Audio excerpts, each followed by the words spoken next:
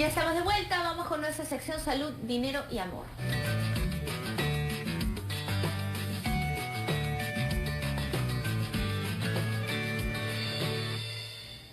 Vamos a hablar hoy de cáncer de vejiga. Nunca había hablado de cáncer de vejiga, no sabía que existía.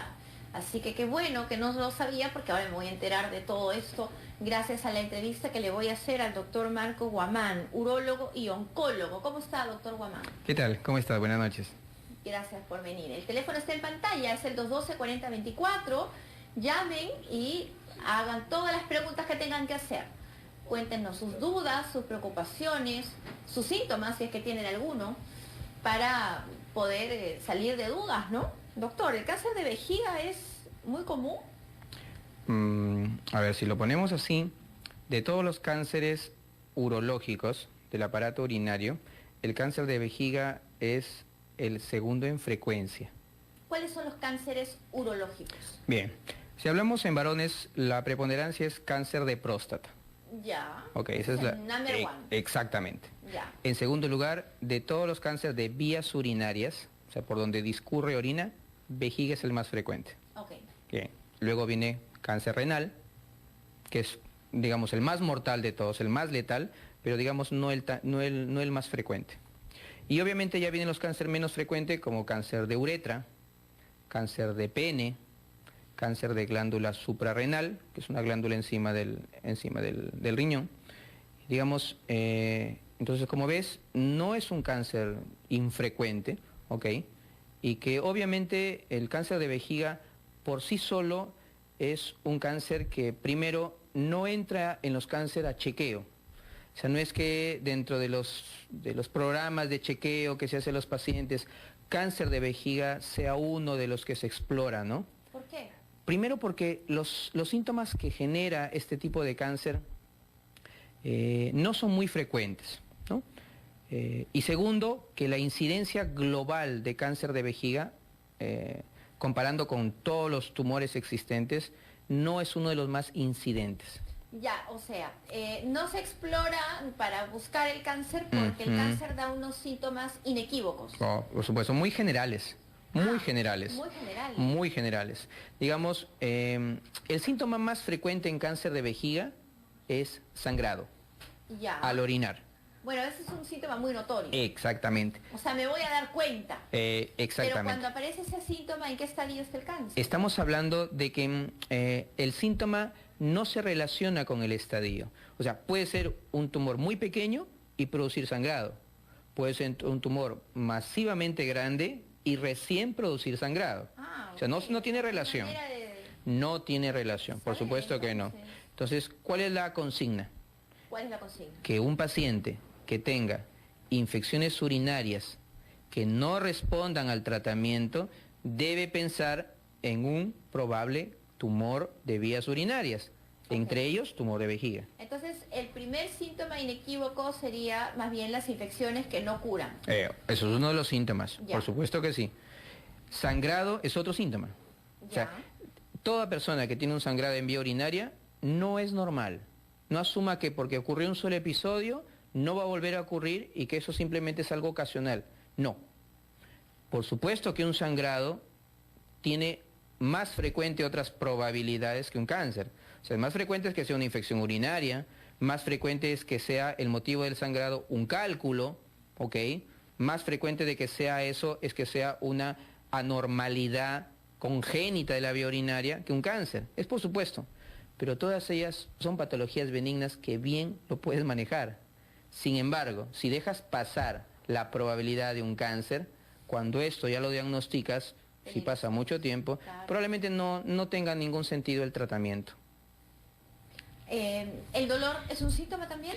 Es síntoma de problemas avanzados, eso sí. ¿En cualquier cáncer? En cualquier cáncer, generalmente el dolor involucra estadios avanzados de la neoplasia. ¿Y suele ser un dolor constante, permanente? ¿O suele ser un dolor que viene y se va, viene y se va? Ok, digamos que el dolor en cáncer de vejiga está relacionado al compromiso de órganos adyacentes. Fundamentalmente el compromiso está asociado a órganos pélvicos. O sea, generalmente el dolor es pélvico. Y si tú consideras, por ejemplo, un dolor como el dolor de hueso, el dolor óseo, eso es un signo ominoso de un compromiso del cáncer hacia el hueso. O sea, digamos, eso es un cáncer sumamente avanzado. Claro, pero digamos, cuando el cáncer empieza a doler, ¿es un dolor que permanece todo el tiempo y no abandona a la persona? Es un dolor progresivo. Es un dolor que viene, se va. Es un dolor viene, progresivo. Es un dolor permanente, ¿ok? Y es un dolor que en el tiempo va avanzando en intensidad, que poco a poco va al inicio respondiendo al tratamiento farmacológico y después ve que los medicamentos que tomaba no surten efecto y cada vez tiene que usar más dosis, cada vez tiene que usar más potentes y sin embargo el dolor va progresando. Entonces cuando a uno le duele algo, uno no puede tomar analgésicos. Obviamente que no. Eso es la primera conclusión importante que yo quería sacar, ¿no? Cuando cuando uno orina sangre, obviamente tiene que ir al doctor. Por supuesto. Cuando uno siente un dolor, también tiene que ir al doctor. No puede pensar, ay, es que estuve haciendo ejercicio y me torcí acá y entonces por eso me duele. No. Así es. Hay que ir al doctor.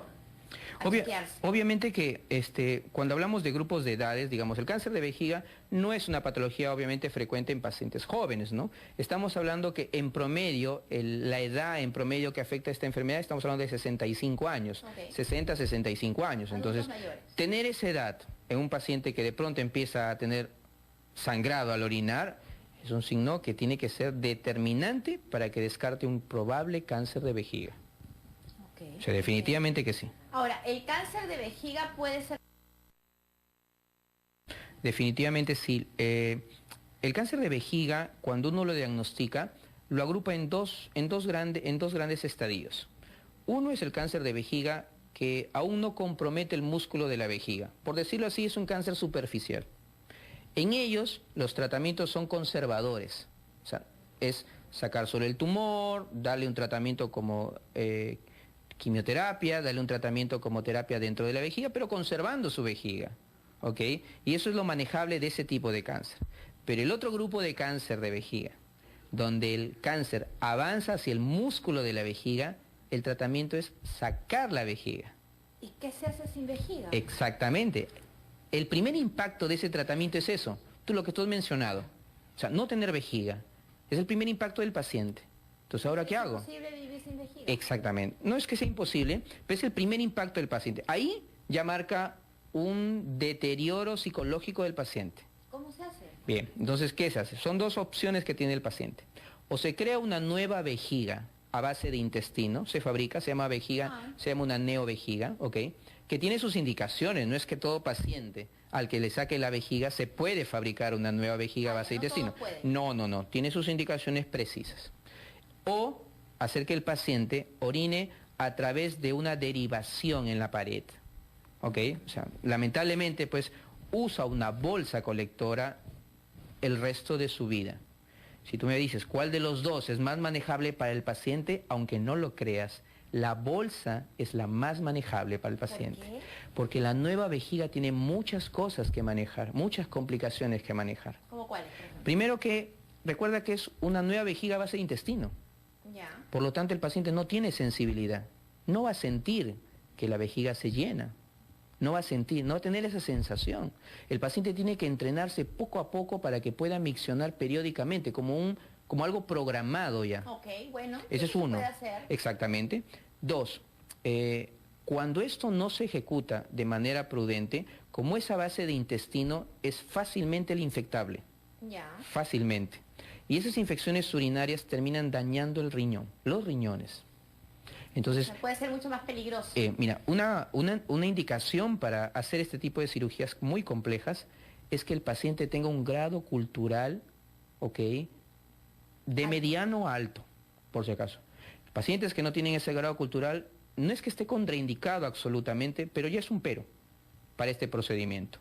Pacientes que ya tengan daño renal o que tengan daño hepático, tampoco está indicado. Aquellos pacientes que tengan alguna dolencia del intestino, porque con eso se fabrica, tampoco tiene una buena indicación. Y para aquellos tumores en el que el tumor ha avanzado hacia la uretra, ¿qué es lo que te queda? O sea, finalmente lo que te queda, fabricar una nueva vejiga en esos pacientes tampoco es una buena indicación. Entonces hay ciertas indicaciones que tiene que cumplir para que funcione. Y digamos, el tratamiento de crear una nueva vejiga no es tanto la cirugía, sino es posterior a la cirugía. Es un Bien. largo camino. El teléfono está en pantalla, es el 212-4024, llámenos. Estoy viendo que un síntoma también es muchas ganas de ir al baño, Claro, muchas ganas de orinar. claro, como te digo, los síntomas básicamente del tumor, tú lo puedes confundir con una infección urinaria. El tumor te puede generar ardor para orinar, te puede generar orinar frecuentemente porque el tumor te empieza a ocupar espacio en vejiga y la vejiga se empieza a llenar más rápidamente. El tumor te puede generar dolor pélvico, ¿ok? Como cuando uno tiene un dolor pélvico por un cólico, hasta un cólico menstrual. O sea, uno puede confundir un síntoma. Entonces, los síntomas son muy inespecíficos. La idea es que esos síntomas deben ser evaluados primariamente. Y cuando son evaluados primariamente, como te mencionaba, lo más frecuente es que sea una patología benigna. Pero ahí no está el problema, está en descartar que no sea la patología maligna. Claro, claro, pues. Ahí está el no detalle. dejar pasar mucho tiempo. Por supuesto. Y ahí es donde el beneficio del tratamiento realmente es efectivo. ¿Cuáles son las causas del cáncer de vejiga, doctor? Ok, como te estaba mencionando, el tabaco es el principal factor para generar un cáncer de vejiga. Es el principal factor. Digamos que el riesgo al fumar es en promedio, estamos hablando entre 4 a 10 veces un fumador que un no fumador. Bien, cosa fundamental. Ahora, un segundo factor de riesgo es... Ahora, ¿por qué el tabaco ataca a la vejiga? Ok, el hecho de fumar hace que finalmente todos los más de 100 componentes que tiene el tabaco, hace que finalmente uno lo incorpore a la célula. ¿Ok? Todos esos elementos uno lo incorpora a la célula. Bien, y una de las células donde el tabaco tiene mayor afinidad son células del urotelio, células de la vía urinaria. O sea, desde el riñón hasta la punta del pene en el varón o hasta la punta de la uretra en la mujer. Allá, O sea, esas células... Las células urinarias son muy afines al tabaco. Exactamente, lo incorporan. Hablamos de una incorporación obviamente a la célula y si el paciente tiene esa predisposición genética a hacer esa neoplasia, esa célula finalmente dañada no se repara. Y lo que posteriormente viene es creación de células ya dañadas. Y eso finalmente genera el cáncer a la vejiga. O sea, no es que todo fumador va a ser un cáncer de vejiga. Es como decir que todo fumador va a ser cáncer de pulmón. No es así. Tiene que tener una predisposición genética. ¿Ok? Y esa predisposición genética, hoy por hoy, se trata, digamos, de avanzar en ese sentido. O sea, saber qué pacientes genéticamente están predispuestos a hacerlo. Bien, entonces, esa es una cosa fundamental. Si mi papá, si mi mamá tuvo esto, probablemente yo podría tenerlo, así que tengo que chequear. Bien, te digo que los factores familiares no son muy importantes en cáncer de vejiga. Ah, no. No, familiarmente no hay un factor inherente. No es como cáncer de mama, por ejemplo. Ya, pero al decir genético, entonces es aleatorio. O No, sea, yo nací genéticamente con eso. Okay. Una cosa es hereditario y otra cosa es genético. Okay. La herencia en vejiga es muy pobre la relación, ¿no? Genéticamente la neoplasia, como la mayoría, está diseñada justamente para ese tipo de factor, como una predisposición. Bien, ahora, no son los únicos factores, o sea, fumar no es el único factor. No es el único factor. Ahorita vamos a hablar de los otros factores de riesgo, pero quisiera contestar esta llamada. ¿Hola? Hola, buenas noches. ¿Qué tal? ¿Cuál es tu nombre? Ok, me llamo Ramiro Vergara. Soy un muchacho de 22 años. Ramiro, ¿cuál es tu consulta? En primera instancia, doctor Guamán, felicitarle por la charla, que no es tan común escucharla por televisión. Por un lado, explicarle de que mi papá tuvo una operación, le extirparon el riñón. Y vive tan solamente con un riñón. La consulta es, ¿mi padre podía padecer aquí unos años o tal vez recomendarle que se haga un chequeo de cáncer a la vejiga, ya que a él le hacen de vez en cuando un análisis de próstata? Ya. Ya, ok. O sea, la consulta es que le han quitado un riñón y por eso Ramiro pregunta si es que su papá tendría riesgo de comprometer también a la vejiga, ¿no es cierto? Claro. Si el tumor fue de riñón, no se hace chequeo desde el punto de vista vesical de la vejiga. Diferente a los tumores de pelvis renal. El tumor de pelvis renal es un tumor que está en el centro del riñón que no pertenece al riñón, sino al conducto donde se forma la orina. Esos pacientes deben tener controles de la vejiga periódicamente. Entonces depende de dónde haya estado el tumor. Exactamente, no, de repente tiene un tumor en pelvis renal, asumieron que era riñón y el paciente no se está haciendo controles de vejiga. Si es de pelvis renal, el paciente tiene que ir controles de vejiga, por supuesto, definitivamente que sí. ¿Cómo se hacen los controles de vejiga, doctor? A ver, si es un paciente que ya tiene cáncer, si ya tiene cáncer, pero le han dado un tratamiento conservador o se están conservando su vejiga, los controles son por cistoscopía. ¿Qué es la cistoscopía? Tú has escuchado hablar de la endoscopía para ver estómago, es lo mismo en vejiga. Solamente que el equipo que se usa es un cistoscopio, que es un equipo muy delgado, que entra por la uretra. Okay. Así, esa es la primera expresión que hacen los pacientes, pero se hace con anestesia. Ok, igual duele. Con sedación no, ¿ah? No. No, el paciente está dormido. Haces el procedimiento. ¿El hombre y en mujer? Ah, por supuesto, es lo mismo. Es medio nervios, doctor. Ok, bueno. ¿Cuáles son los otros factores de riesgo? Los estaba usted enumerando. Bien, el otro factor fundamental es cuando, bueno, anteriormente, por ejemplo, el paracetamol, que el compuesto original es el acetaminofén, estaba relacionado a cáncer de vejiga. O sea, en estudios poblacionales se ha asociado. En estudios poblacionales, este tipo de producto estaba relacionado a cáncer de vejiga. Digamos, son estudios poblacionales, o sea, digamos, de todos los estudios con mayor poder estadístico para definir una causa son los menos probables, pero había asociación. Algunos quimioterápicos, como por ejemplo ciclofosfamida, que es un quimioterápico muy frecuente para otras neoplasias, produce cáncer de vejiga. Está asociado. O sea, como hay un asociación. Cáncer puedo producir exactamente. ¿Y el paracetamol produce cáncer entonces? Sí, hay estudios poblacionales donde asocian obviamente paracetamol a cáncer de vejiga. Ay, no me digas, por supuesto que sí. Es el único analgésico que yo puedo tomar.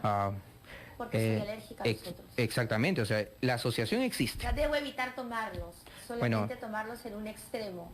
Bueno, obviamente, o sea, lo que pasa que los estudios poblacionales que se hicieron es obviamente también calculando la dosis. Cuando uno toma paracetamol, digamos, la dosis máxima que puede tomar por día es 3 gramos. ¿Ok? Pero hay gente que se automedica de manera importante. Y no solamente por un día, por largos periodos. Y probablemente el paracetamol en ese momento no le cause cáncer de vejiga, porque el primer efecto del paracetamol es causar daño hepático. Es una hepatopatía tóxica. Obviamente, ¿no? Entonces, pero en la generalidad existe el estudio. Otro factor importante, y hay una asociación fuertemente estadística, es justamente los compuestos asociados a amina, se llama. Que son hidrocarburos, que son derivados del petróleo, finalmente, que tú lo puedes encontrar en compuestos de pintura, que lo puedes encontrar en tintes de cabello, ¿ok? Y que tienen fuerte asociación con cáncer de vejiga, ¿ok? Sobre todo aquellos compuestos que tienen, digamos, un derivado, que es un derivado N2, químicamente hablando es un derivado de nitrato, ¿ok? Entonces, estos compuestos tienen asociación fuerte con cáncer de vejiga. Bien, y aquí las guías justamente te dicen, ¿no? Esos que están expuestos a pintura tienen alto riesgo de cáncer de vejiga. Pero qué curioso, ¿no? Me da la impresión, por lo que lo escucho, que el cáncer de vejiga tiene factores de riesgo muy, muy específicos. Digamos, claro. A diferencia de otros cánceres, ¿no? Claro, o sea, digamos, a ver, si lo ponemos así, de todos los pacientes que han tenido cáncer de vejiga, más o menos, casi la mitad tiene algún factor de todos los que hay que ha tenido el paciente. O sea, casi la mitad de ellos tiene de todas maneras un factor demostrable. Son muy específicos, por ejemplo, tal remedio, tal compuesto químico. Sí, claro, o sea, ¿no? Porque, claro. Por ejemplo, para otros cánceres se dice, no sé, pues el hábito de fumar para todos es malo, ¿no? Las comidas, ¿no? Las carnes rojas, qué sé yo.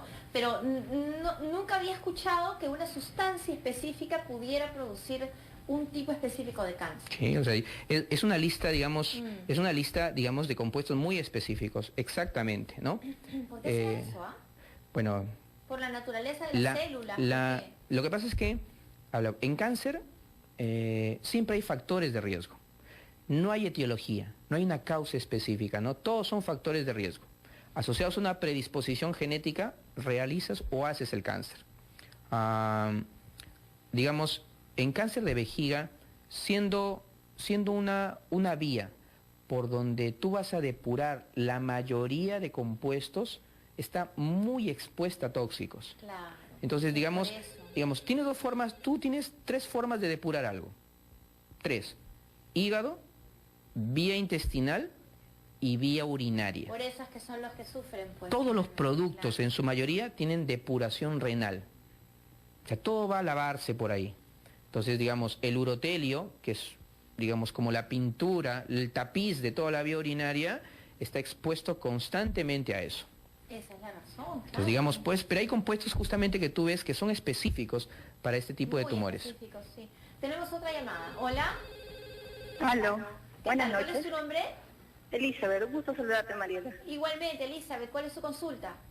Sí, ¿qué tal? Mire, lo que pasa es que me parece interesante el tema y precisamente yo he tenido uno de esos síntomas. Cuando orino sale medio rojo, como si hubiera comido beterraga. Y es más, una vez me pasó que sí había comido y yo lo relacioné con eso y dije, bueno, debe ser, pero meses después se repitió y vino también con cólicos. Entonces justo hoy fui donde la ginecóloga porque pensé que tenía que relacionarse con algo porque también tengo NIC1 y me dijo que visité al urólogo, ¿no? Y entonces otro de los síntomas que yo a veces noto raro es que en las mañanas cuando orino sale como que poco y luego ya normal. ¿Eso podría también considerarse como un síntoma?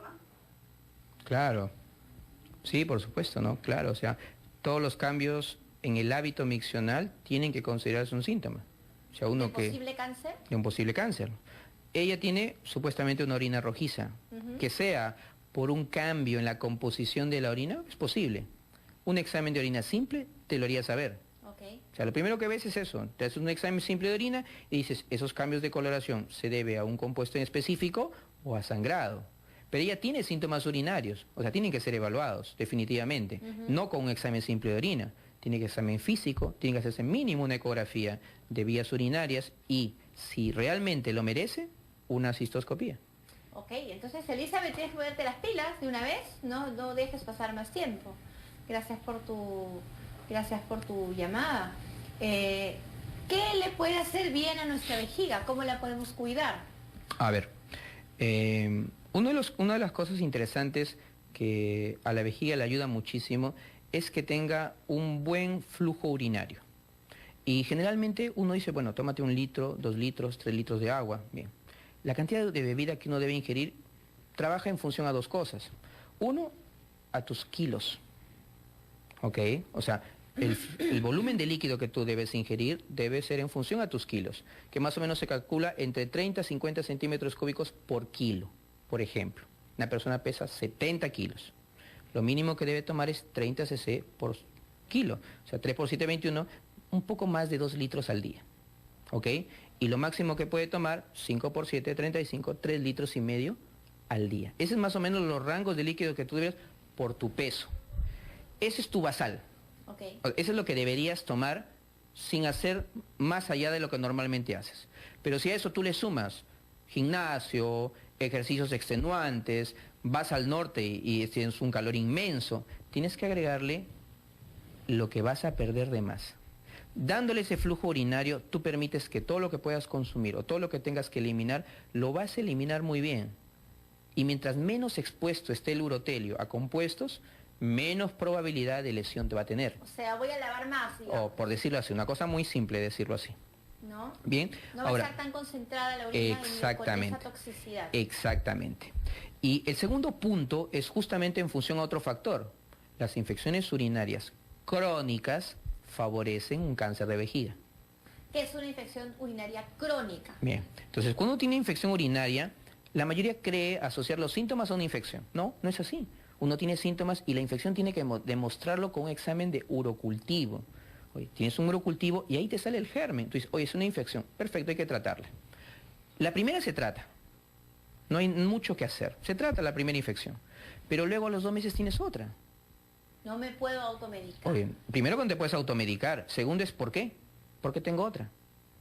¿Por qué a los 2 meses vuelvo a tener una tercera, una cuarta infección urinaria? ¿Cuál sería la razón para tener otra? Eso tienes que investigar primero. Ya. Primero porque hay un factor que está desencadenando eso. Que puede ser un factor propio del paciente, también puede ser un factor propio de la pareja. ¿ok? Entonces, primero busca el factor para saber por qué haces infecciones urinarias de manera repetida. Bien, si tú eso no lo tratas, lo llevas a la cronicidad. ¿Qué significa eso? Que esas infecciones no se van a resolver totalmente. Y el daño que genera en la vía urinaria va a ser crónico, o sea, no es reversible. ¿Es acumulativo? Por supuesto. El tejido que tiene un proceso crónico ya no vuelve a ser normal. Ok. Y por lo tanto, ese tejido dañado no se ha reparado totalmente. Ese defecto hace que un cáncer se genere muy rápidamente en un tejido dañado que en un tejido que sí se ha recuperado totalmente. Por eso las infecciones urinarias que no se tratan adecuadamente o que son constantemente repetidas causan un daño crónico irreparable en la vía urinaria. Y eso es un factor favorecedor. Bien, entonces es una cosa que es otra cosa que debemos hacer para evitar eso. Porque es un factor asociado a cáncer de vejiga. De las infecciones por supuesto. urinarias. Otro tercer factor son cálculos. Porque los cálculos urinarios te generan inflamación crónica de la vía urinaria. Porque pasan, porque raspan, porque constantemente están generando, obviamente a través de su concentración, daño crónico en la vía urinaria. Entonces un cálculo es un factor de riesgo para cáncer de vejiga, solo que es un factor de riesgo para un tipo especial de cáncer de vejiga, que se llama cáncer epidermoide. ¿Okay? No es para una variedad que es la más frecuente, que es el cáncer uroterial, pero es un factor de riesgo. Los pacientes con cálculos tienen mayor probabilidad de hacer un cáncer de vejiga si no la tratan. Muy bien. Así es, o sea, hay una infección urinaria que en el Perú no es muy constante, no muy infrecuente, pero por ejemplo en Egipto, el cáncer de vejiga en los egipcios, el 50% está asociado a un parásito. No. Aunque no lo crean. Mira, en ellos ni siquiera el tabaco es. Es un parásito. Es un parásito. Es un parásito que se llama esquistosoma, que es un parásito que viaja por la sangre, que tiene una predilección por la vía urinaria. Y ese daño que el parásito le genera hace que el daño crónico genere un cáncer de vejiga. ¿Existe vacuna contra eso? No. No. No. Los parásitos, no hay una vacuna para los parásitos, ¿no? Entonces, Pero ese parásito se contagia. por supuesto. Lo que pasa que, primero que en Egipto es una zona... Si viajo a Egipto, es una zona endémica. Es una zona endémica. O sea, tú puedes adquirirlo. Muchísimo cuidado al usar el baño. Por supuesto. Sobre todo, en Egipto, cuando uno camina, obviamente, y se expone en la alimentación, ¿ok? En las zonas donde uno camina, por ejemplo, básicamente y consume ese tipo de alimento, uno puede adquirir el parásito ¿Y fácilmente. lo que yo coma puede causarme también cáncer de vejiga? ¿En algún tipo de dieta? No. No. No. Ningún alimento ha tenido asociación, por lo menos demostrado estadísticamente, a cáncer de vejiga. Remedios sí, alimentos no. Exactamente. Porque justamente lo depuras. La mayoría de alimentos, fundamentalmente, sobre todo de tipo natural, no tienen efecto más que eliminarlos simplemente por la vía intestinal. Así que no tiene mucho efecto en cáncer de vejiga. Tenemos otra llamada, doctor. Hola. Aló, ¿Qué tal? ¿Cuál es tu nombre? Ernesto. Ernesto, adelante. ¿Cuál es su consulta? Mi consulta es porque mi hijo orina mucho, cada rato orina. ¿Cuánta agua toma? Sí, cada rato toma agua, pero mi hijo recién tiene 10 años y cada rato orina. ¿Pero cuánta agua tomará al día? Calculas, más o menos. 2 litros o 1,5 litros será. Ya. Doctora, ¿quiere hacer alguna consulta? Sí, ¿así es el hábito de tu niño? ¿Es algo nuevo que ha aparecido? No. ¿O siempre orina así? No, algo nuevo y encima que su pene no está abierto totalmente. Y por eso más creo que es que orina cada rato. ¿Tiene alguna otra molestia además de orinar frecuentemente? Como Sí, lo dolor, duele. ardor. Sí, ardor tiene encima de los testículos y sí, en la vejiga. Ahí Bueno. lo duele mucho y por eso mismo lo llevé Al pediatra. al pediatra, lo llevé y me dijeron que... Uy, ¿qué pasó? ¿Se le cortó? ¿Se cortó? Qué pena. Bueno, Pero tenemos... por lo otros menos elementos sí, como yo creo para que sí, mira. Definitivamente cuando uno tiene ese síntoma en un niño, lo primero que descarta es una infección urinaria. Eso es lo primero. Y una infección urinaria en un niño, Es raro, ¿no? bueno, primero, lo que pasa es que tiene un factor de riesgo que lo mencionó, que habría que ser más específico, pero por lo que mencionó, dice que el pene no está totalmente descubierto. Entiendo que no le han hecho... Probablemente, circuncisión, exactamente. O que tiene una fimosis. O sea, el prepucio está tan estrecho que el pene, el glande, la cabeza no sale y por lo tanto no hay higiene ahí.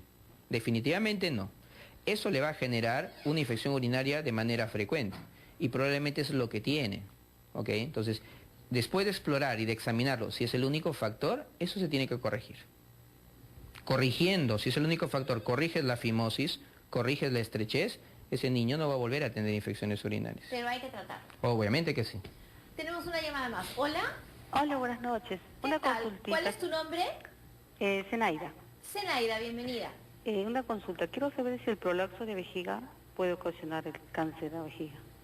Muy bien, gracias. Gracias. ¿Qué es el prolapso de vejiga? Ok, es lo que le llaman cistocele, ¿no?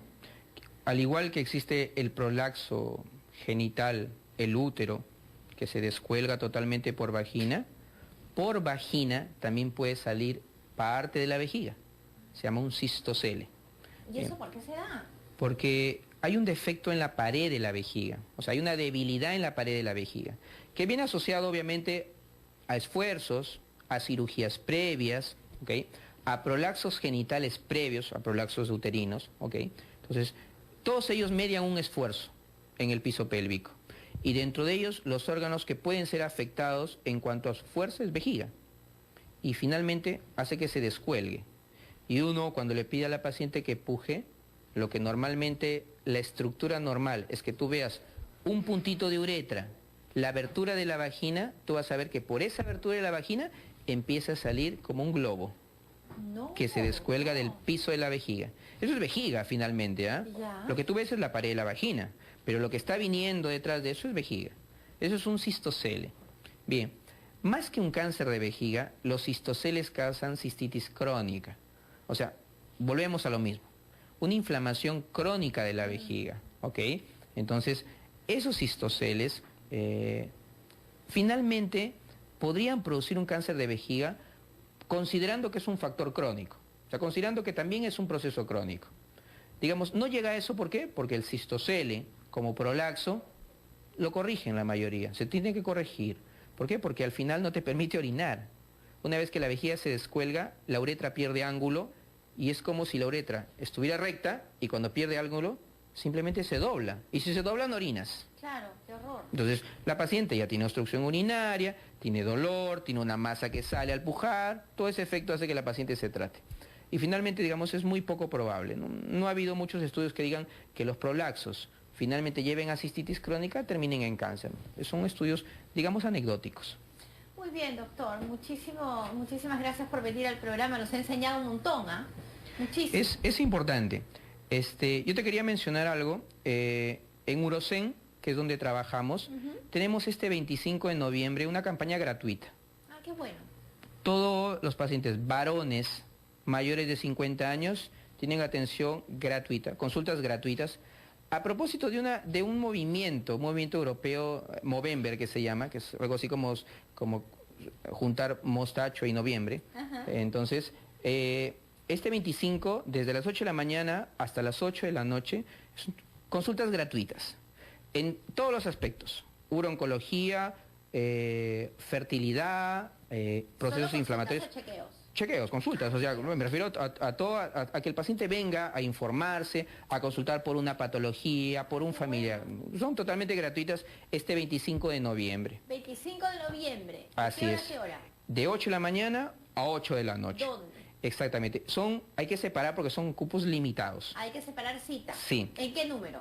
Te doy el número, es el 713-1153. 713-1153. Póngalo en pantalla. 713-1153. Así es, pueden comunicarse, separar la cita para el 25 de noviembre. Probablemente en diciembre hagamos una fecha también parecida. Bueno, 713-1153 es el teléfono de Urocen. Urocen, ahí está. Puede usted llamar, 713-1153. Llame usted ese número y separe cita para hacer su consulta gratuita. Son consultas totalmente gratuitas. 25 de noviembre, desde las 8 de la mañana hasta las 8 de la noche. Miren, aprovechen esta oportunidad, entonces llamen al número que está en pantalla de Urocen y el doctor los va a atender y los va a chequear y les va a decir que están sanitos. No, lo importante es que a veces mucha duda. Anticiparse. Exactamente. Así es, por supuesto. Hay mucha duda, sobre todo en cáncer. O sea, en cáncer hay mucha duda y la gente cree, sobre todo en el cáncer urológico, que la cirugía o la quimioterapia, la radioterapia, entra en paquete para todos los cánceres. Y no es así. Claro, depende del cáncer. Exactamente. Gracias, doctor. Urólogo y oncólogo de Urocen.